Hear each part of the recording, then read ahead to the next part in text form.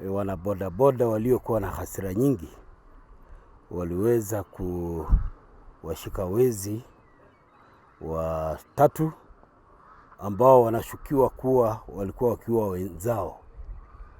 Mmoja akiwa yule ambaye alikuwa ameuawa Kuragwo on Sunday tarehe 7 mwezi huu, na akanyang'anywa motorbike yake.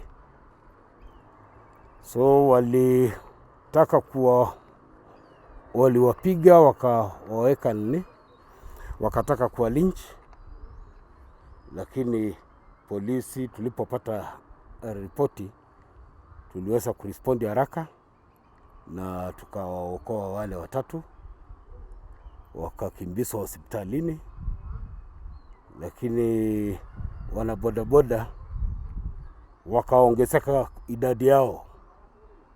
Wanabodaboda zaidi ya 2,000 walikuja kuvamia hospitali na wakashika hostage wale security wa hospitali, security cards waliokuwa kwa wanacard gate. Wakaingia wakaweza overpower wale maaskari ambao walikuwa hapo, wakanyakua watu 2 ambao walienda wakawachoma pale nje ya gate ya hospitali.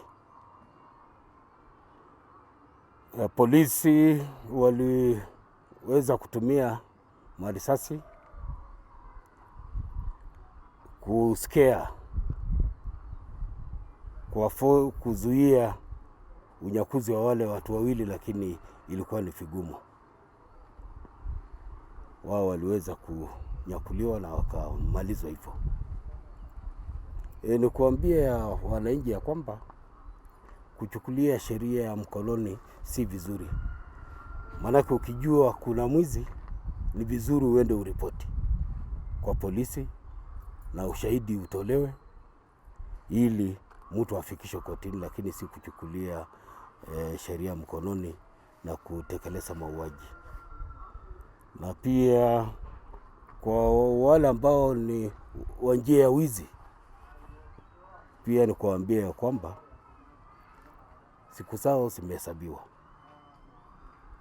na mtu kama hataacha wizi, polisi nasi tutakuwa kwa mashingo zao tuhakikishe ya kwamba tumewashika na wananchi wanaishi vizuri.